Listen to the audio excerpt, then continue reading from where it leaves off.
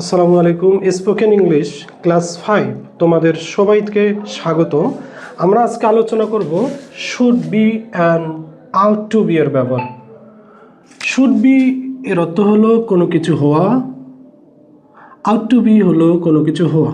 অবশ্যই সেটা হবে উচিত অর্থে, অর্থাৎ আমাদের যদি কোনো কাজ করা উচিত হয় বা আমাদের কোনো কিছু হওয়া যদি উচিত, আমাদের উচিত কোনো কিছু হওয়া, এক্ষেত্রে সাধারণত আমরা should be and ought to be ব্যবহার করব। এবং শুড বি এবং আউট টু বির পরে article plus adjective plus noun একটা আমাদের অবজেক্ট আকারে আমাদের বসে। কী আকারে? অবজেক্ট। যেমন তার একজন পূর্ণাঙ্গ মানুষ হওয়া উচিত। He should be a perfect man. একজন পূর্ণাঙ্গ মানুষ তার হওয়া উচিত। He ought to be a perfect man, তার একজন পূর্ণাঙ্গ মানুষ হওয়া উচিত। এই যে এখানে শুড বি এবং আউট টু বি দুটাই একই অর্থে ব্যবহৃত হচ্ছে, তুমি যে কোনোটা ব্যবহার করতে পারো।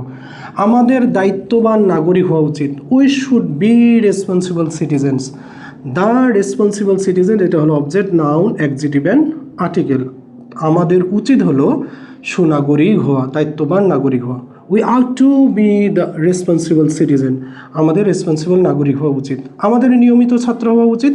We should be a regular student, আমাদের নিয়মিত ছাত্র হওয়া উচিত। We ought to be regular student, আমাদের একজন রেগুলার ছাত্র হওয়া উচিত আমার।